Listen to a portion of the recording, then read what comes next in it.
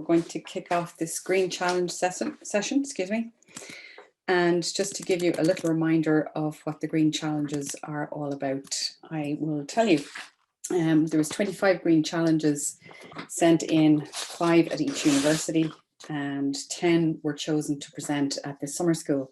And the Green Challenges, just to recap, are challenges issued to campus users to develop solutions to improve sustainability at their universities working to implement the United Nations Sustainable Development Goals.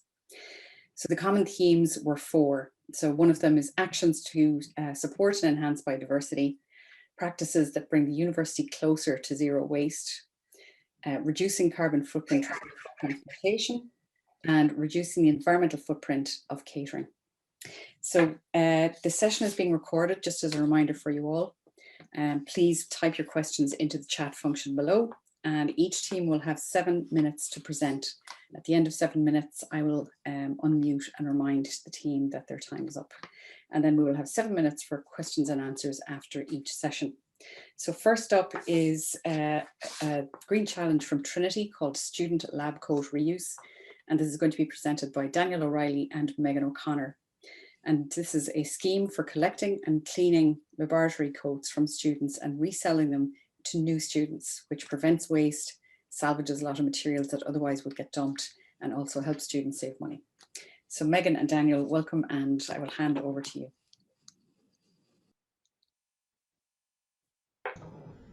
Oh, sorry, I couldn't find the unmute button. Yes, thank you, and welcome to the Student Lab Coat Resale Scheme set up in Trinity College Dublin.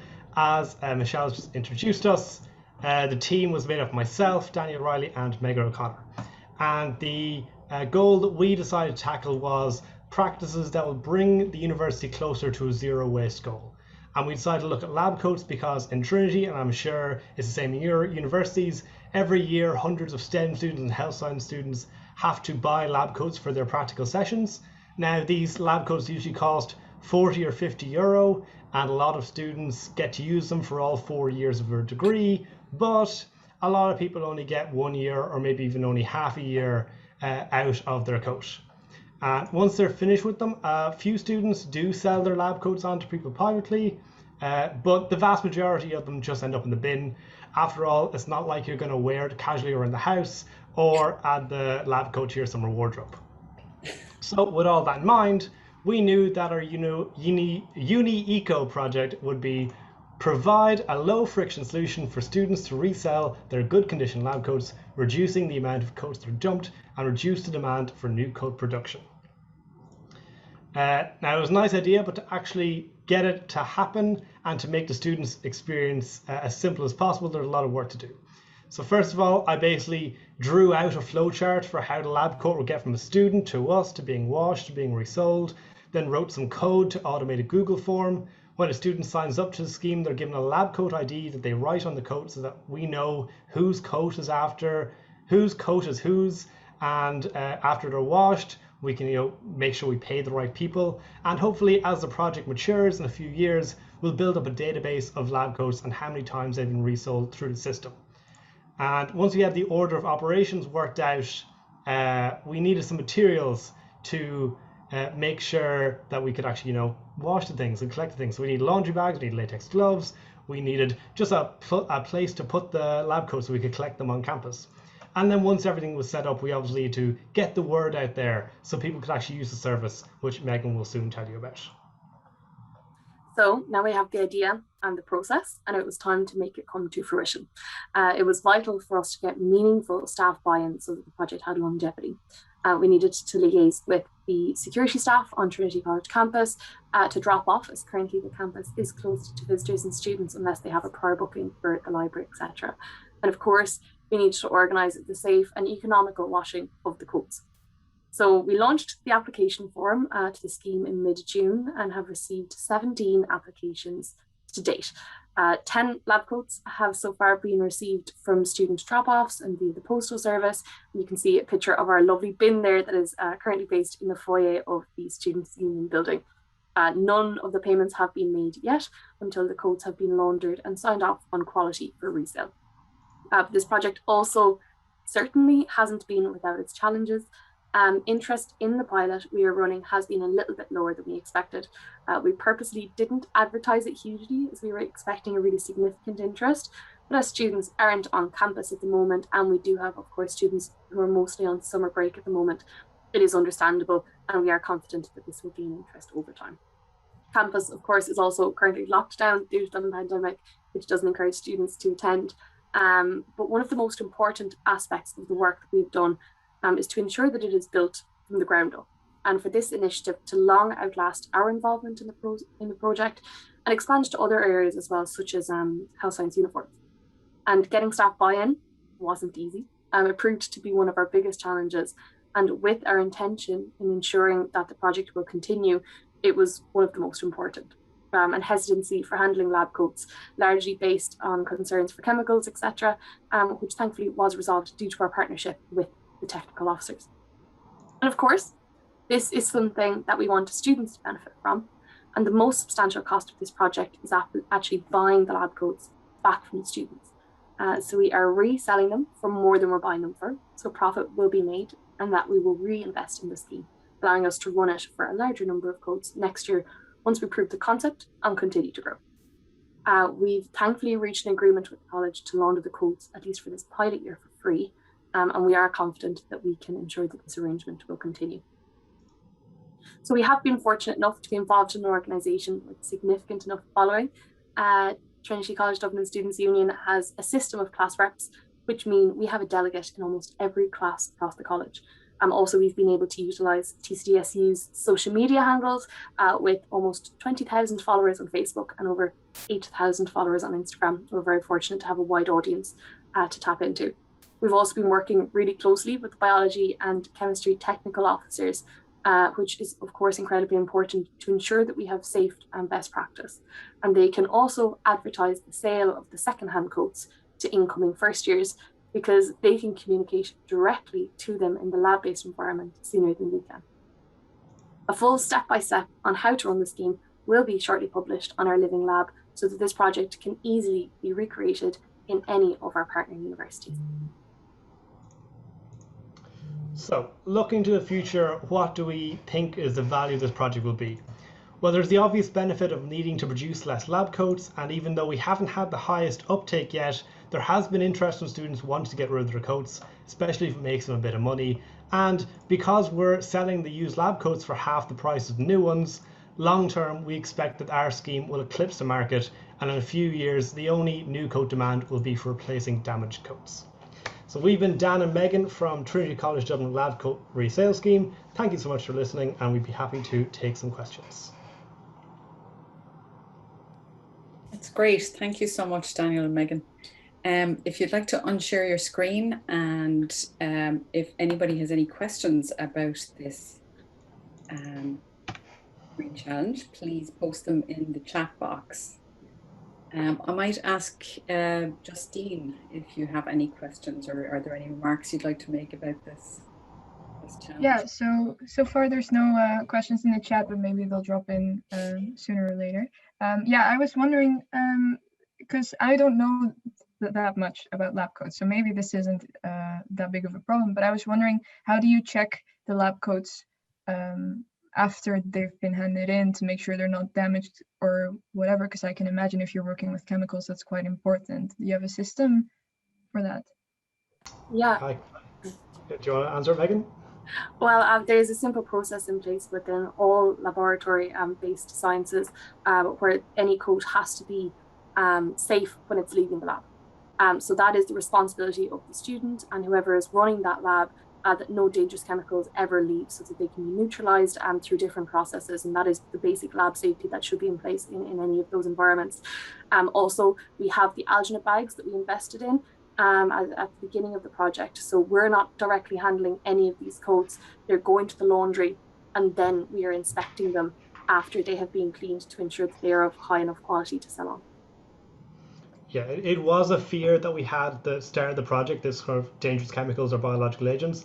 But after talking to the technical officers, they kind of told us that it wasn't a reasonable fear, that if they did their jobs, then it was perfectly safe. And just sticking it in a washing machine is exactly what they do. And they'd be perfectly happy to, once they were happy to advertise our coats, we figured we were doing a pretty safe job. Nice. All right. And then there's some other questions, some more washing questions. There's let me see if I can summarize them. Maybe yeah, a question about how the coats are washed specifically. I don't know if you can tell a bit about that, but also, is it the laundry department in Trinity College that is handling it for you? So it isn't a designated laundry department within the university, but it is the technical officers within the chemistry and biology teaching centres.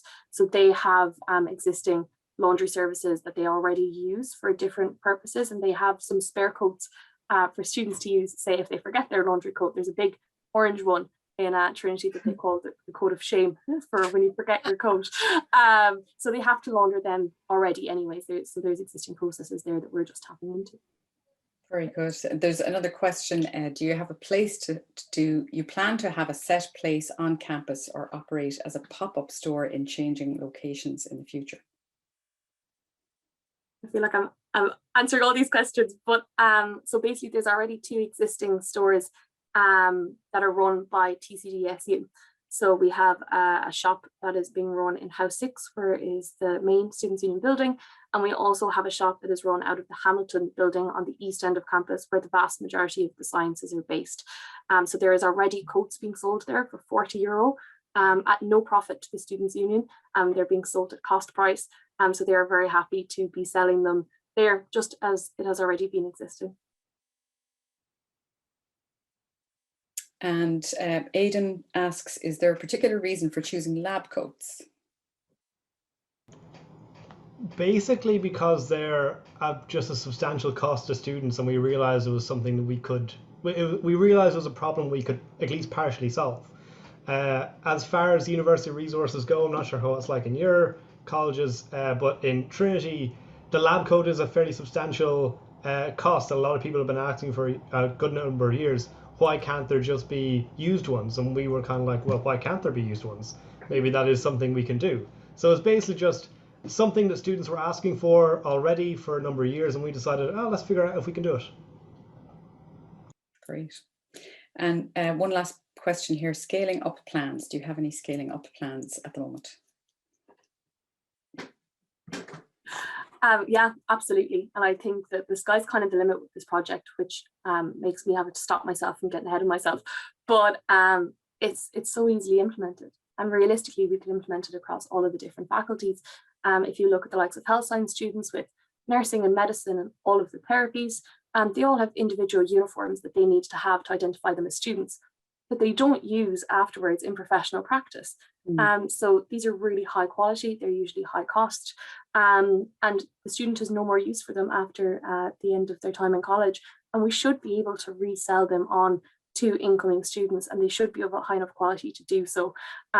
Also, we have a really significant number within the science faculty. I think there's over 4,000 students that are engaging in some kind of lab activity at some point. So we really don't even have an idea of how far this can go just as of yet, but it is certainly, there is so much scope for it. And eventually we would really like to work in partnership with the Trinity Alumni Office, which has really close relations with past students. And I'm sure there are many adults and working professionals with a lab coat in the bottom of their wardrobe or up in their attic that we could reuse and repurpose and ensure that it is invested in students.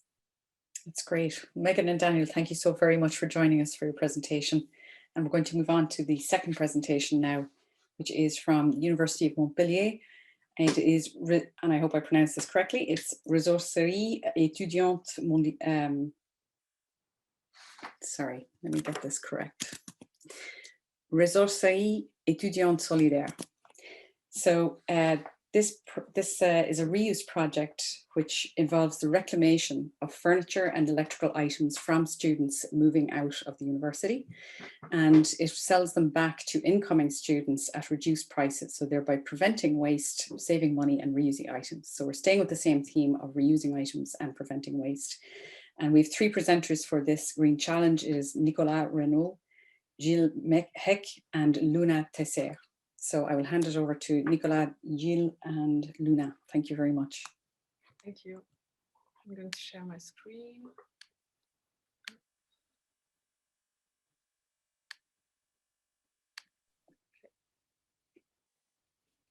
Okay, so hello everyone. So today we're going to present to you our project for the Green Challenges 2021, which is called Ressourcerie Etudiante Solidaire.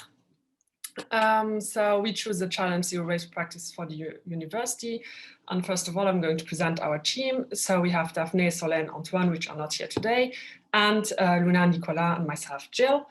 The project is a student association that is in charge of collection and distribution of small furniture and electronic devices. But I'm going to detail it a bit further. So first of all, we identified some problems and needs. So problems linked to furniture and electrical appliances. Furniture and electrical appliances are a large waste stream in France, but I think in the EU and in the world. Recycling isn't always the best option, and often perfectly functional objects are thrown away. Also during student moves, they are also very costly. And students often are on a low budget, so need a solution for that. And shops are often far away and making it difficult to move furniture without a car. Needs by the students are really having a simple solution to give their furniture and electric appliances when they are moving. We also have a need for low budget objects for shops that are nearby, because often students don't have a car, but also waste reduction linked to furniture and electrical appliances. So what about this, our solution? So as I said, it's called Ressourcerie Etudiante Solidaire. It's a place near the campus, but we're also going to provide a platform later on where students can give their furniture and electrical appliances when they are no longer needed, but also at the same time a place where you can come by and buy your furniture and electrical devices at a very low price. The goal of this project is to reduce the environmental footprint and waste of furniture and electrical appliances by boosting the reuse, offering attractive prices for students, but also create a community and bring together like-minded people and boosting the exchange around topics like repairing and reusing. So our vision of the project as of today, we have three visions, so short-term, mid-term, and long-term. The short-term vision would be to organize events several times a year, maybe at the beginning of the school year and at the end, to collect the objects, and also events where we are going to sell them. Midterm vision would be really to have a place which is open several days a week, so reduced opening hours, but also to work on our platform so that you really can visualize which objects are in the shop, so that you don't come by when there's nothing that you're interested in. But also begin with several repair workshops. And the long-term vision would be to have a shop which has longer opening hours with bigger choice of items, also have a vehicle for delivery for really big furniture, and also to create student employment.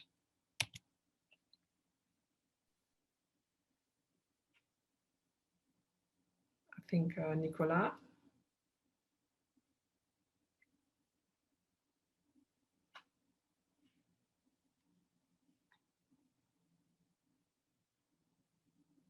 Okay, I think Nicolas is not there, or he has some problems, so I will just present the next slide.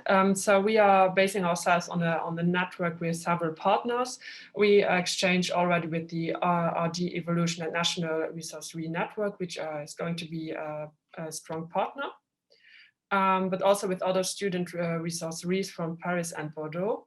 And we also exchange with Michelle from Trinity College Dublin, who already organized some collection and distribution events. Also for targeting and market sizing, so to really understand the needs of the students, we organized a questionnaire for students, which we are distributed to all the students in our university. And so far we had already 700 students which replied to the questionnaire. So we are analyzing their answers and really trying to analyze their needs to really have a market sizing. And then maybe Nicolas, you want to continue?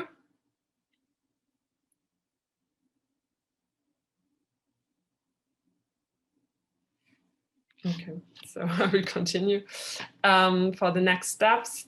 We want to really identify the costs and the investments that we have to do, but also create our student association, because we didn't do it at the moment. We'd also find a potential place for the shop and work on our platform and on the website. But also we want to continue to interact with different important local and national actors. So we have different meetings that are set up for July and August, communicate further on the project, analyze the result from the student questionnaire, and also train ourselves and gain some skills in upscaling and preparing. Now on to the difficulties. I'll carry on. First of all, we had some challenge figuring out our market sizing, especially estimating the amount of objects that would be donated. This is really important because according to this, we need to determine the time that we can dedicate to this project and also the space we need to store the objects. Obviously, the initial investment we will need to do is also linked with this. The second big challenge was regarding, well, time and space, meaning how are we going to handle the objects? How are we going to fix the ones that are broken if we accept them? We are also thinking of the appropriate storage that we're going to have, and also if we need a vehicle to ease the transport of the furniture to the students. The second element I wanted to mention was on the next slide, the communication. So far we've communicated on the Living Lab, pretty much like all of you.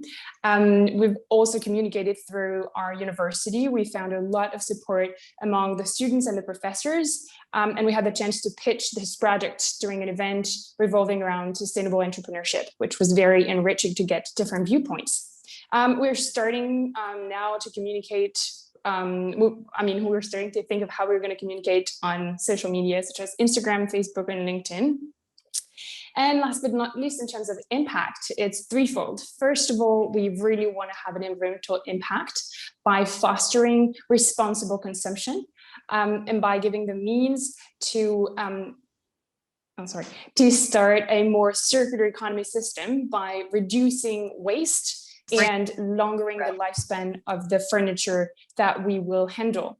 The second impact is economic. We want to actually create student job as soon as we're going to be able to. That's what we want to do, and obviously increase the visibility of our master's degree because it's pretty new. And last but not least, we want to have a social impact because this will not only be a marketplace, it will be a place where we want to create a community, a place where we can share skills, knowledge, best practices, and learn how to repair things as well. And it also provides a very low budget solution to students when they move into a new city.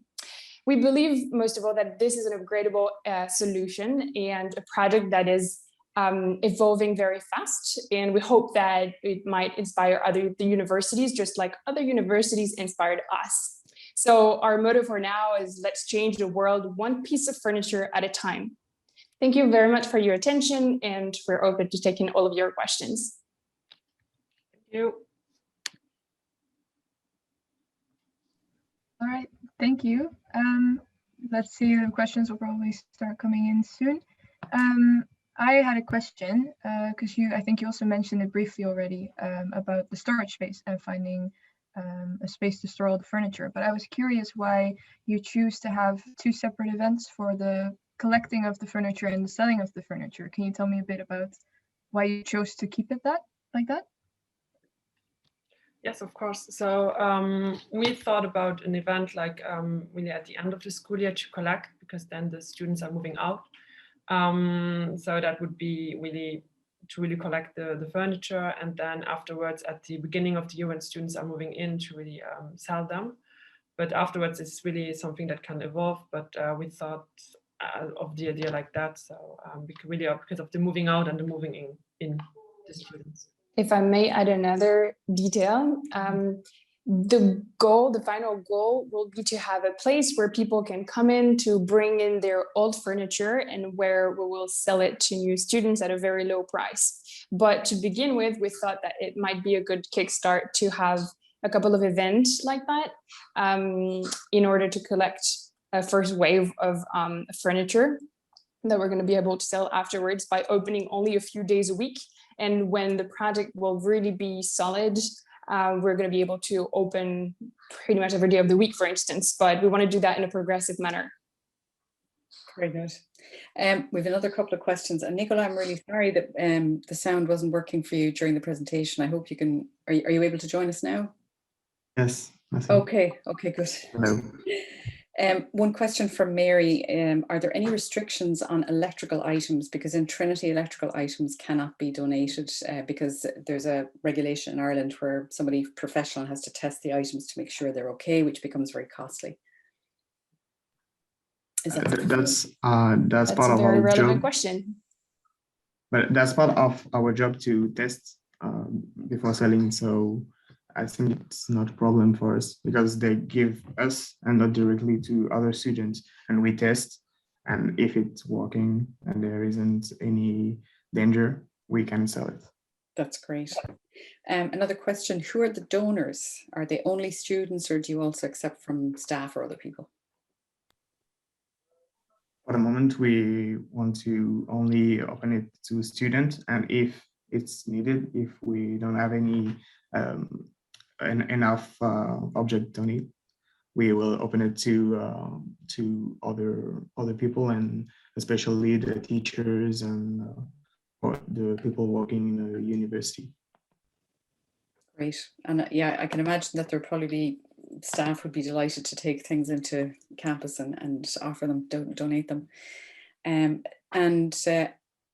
Anas Zakroum asks, what is the name of the association in case we want to get in touch with the team? And they actually have a presence on the Living Lab portion of the UNI-ECO website. So if you want to go and find them there, maybe Gaia could find the link for the Ressourcerie Etudiante Solidaire and put it into the chat. And another question, are you planning to get in touch with the CROUS? I'm not sure what that is. Yes.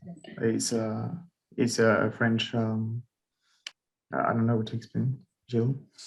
Maybe? Le CROUS, right. Yeah.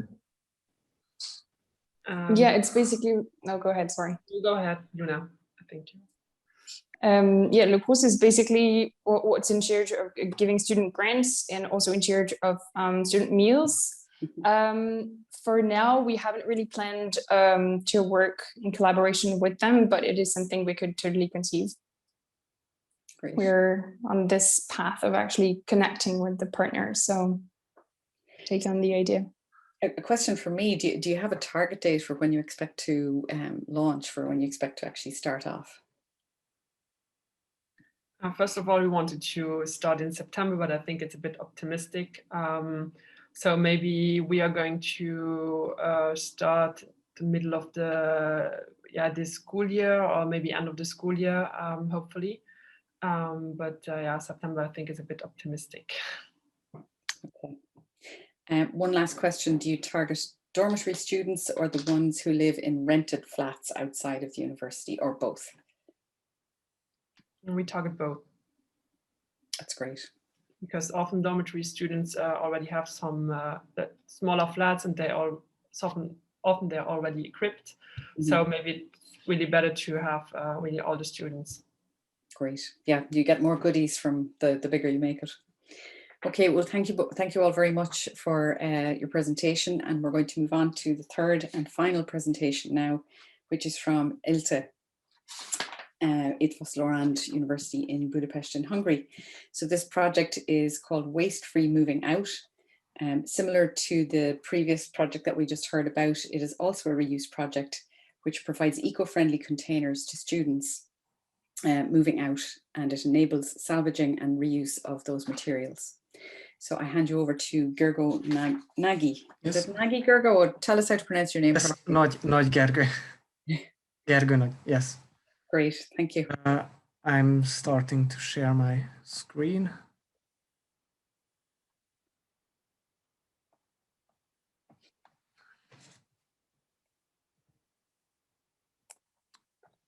Can you see it? Yep.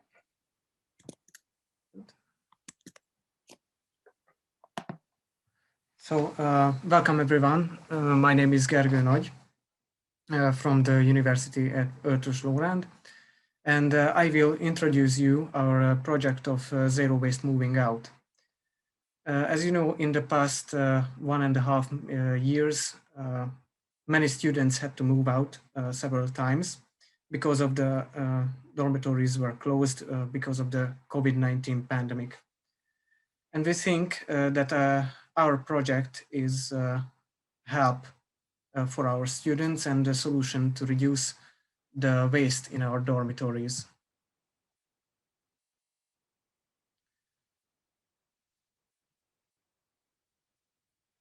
Our program has started on 21st of June, and it ended on 2nd of July. And it has took part in two of the ELTE dormitories, one at Nagy Road and one in the Körösi Csoma Sándor dormitory. In this program, the students could take three types of boxes, two types of bags, which are compostable and made out of corn starch.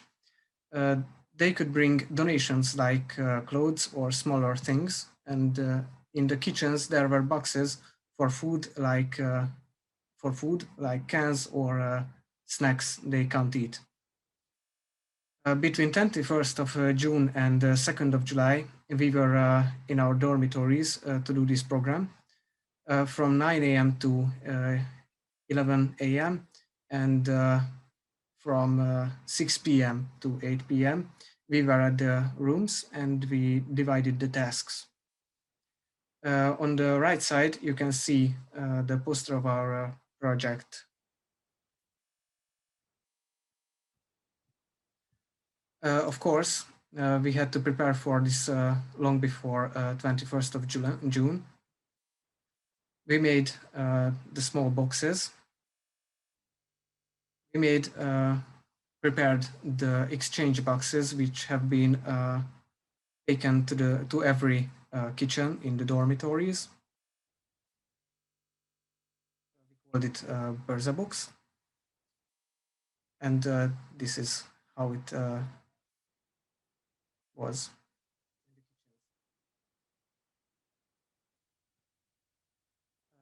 Here you can see what kind of materials we worked with. As I mentioned, the bags are 100% environmentally friendly and compostable. For the boxes, we used paper tapes, which functioned perfectly. In the middle picture, you can see how the students are making the boxes for themselves. And on the right side, you can see one of our donation boxes.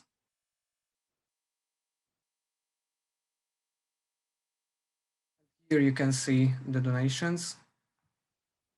Mostly there were clothes, bags, shoes, and sometimes books and electric devices or smaller objects too.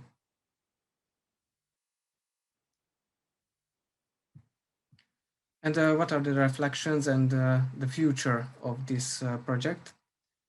At first,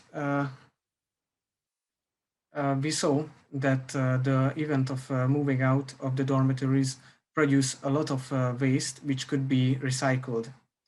For example, the clothes could be taken to donation shops. For the students, we offered boxes as help for the moving out. And we reused the waste. We saw that the cardboard boxes are very useful for the students, but many bags weren't used. But that's not a real problem, because in the next years we can use them up. Because we think that we can continue this work, continue this project in the next years. We hope so, not because of the COVID-19, but we think that not only 2 dormitories will be used, but every ELTE dormitories for the next time. And we try to make a tradition in every year. Thank you for your attention. I will link some web pages of our project. in the chat room, maybe. That's great, Gergo. Thank you very much for that presentation. I have a lot of questions, but I want to check with Krista first. Krista, do you have any questions for us? I can't see any questions in the chat, but I wanted to ask, Gergo, you mentioned that there were 2 locations that you started with. Did you experience any differences between the 2 processes, or was it pretty much the same? Can you repeat it, because I didn't heard very well? Yeah, sorry. So I just wanted to ask whether you experienced any differences between the 2 dormitories when you did your campaign between Yes, for example, in the Körösi Csoma Sándor dormitory is, I think, much bigger, and much more students are here. And we had a special room for this project, but in the Nagytétény Road dormitory, there wasn't a real room for this project, and it was on the in the main square of the dormitory. Okay. Of course, in here in Körösi Csoma Sándor, the room was a bit hided. So I think at Nagytétény it was much better. Gergo, I have a couple of questions for you. I just think this is such a great project. How many boxes did you get, or boxes or bags of items were you able to collect? We collected at Kácsi-Eska Körösi Csoma Sándor dormitory. We collected 4 or 5 boxes of donations. At Nagytétény it was 4 boxes, as I know. Great. And so what are you doing with those materials now? Are they going to be put in storage, or what happens to them? Yes, we will take to storage, and we will take to donation shops. Okay. So is the plan, when you make this a bigger scale next year, will the plan be also to bring the donations to a charity shop or a donation shop? Yes. Okay, so you're not trying to sell them back to students? No. Okay. Is that something you would consider? Is that something you would think about, maybe? No, not really. I didn't. Okay. And I'm curious to know, where did you get the compostable bags from? Oh, that's a good question, because it was not my idea. It was Dorina Kozmas' idea, and I will ask her. Okay. Oh, she just typed in the chat, it's from a Hungarian company. That's even better. So you bought local. Yes. You bought local materials. That's very good. Was it difficult to recruit students to help you with this project? I don't think so. We were 3 group. 1 person at Nagytétény, this project, and here me and Sonia Krupp. It was not easy, because we had to divide it, the things, the tasks, and it wasn't easy. But the students came to us and asked, how can we get boxes? How can we bring donations? So it was very easy, I think. There were so many platforms. For example, on Facebook, on Instagram, we were available, and the students wrote us. That's great. And I want to check in with Justine. Do you have any questions for Gergo? I'm trying to think. There are already a lot of questions answered, I think. Well, maybe what would you say, because super cool that you already executed your project once already. I think that's great to see the experience.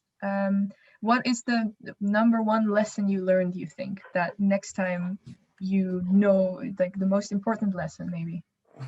That's a good question. I don't really know. I think we need more people for this project. Of course, we want to share this project in every ELTE dormitories, and this will be a lot of work. But I think there will be persons who will help us in every dormitories. Thanks. I would imagine so. Yeah, I would think there'd be a lot of people who'd be keen to do this again next year on a bigger scale. So I wish you very good luck with that. Thank you. So if there's no other questions, does anybody got any? Sorry, there is a question in the chat. I just saw it. So it goes like, are you selling those items to the new students, or do you just give them the items and then you expect the students to give it back? So will you use it when students move in? No, these items will be transported. I think she thinks about clothes and other stuff. I think no, these will be transported to sorry word donation shops. They will be. I don't know. It was the. Oh yes, Victoria wrote. Yes, it's a problem with these things. Okay. Okay. Well, guys, if there's no more questions, then I might. We have maybe 1 or 2 minutes. If there's any last question from anybody. Nope. Okay, we're good. In that case, thank you, Gergo, for your presentation. Thank you very much. Our Green Challenge finalists for attending, and we look forward to seeing you at session 4 on Thursday afternoon.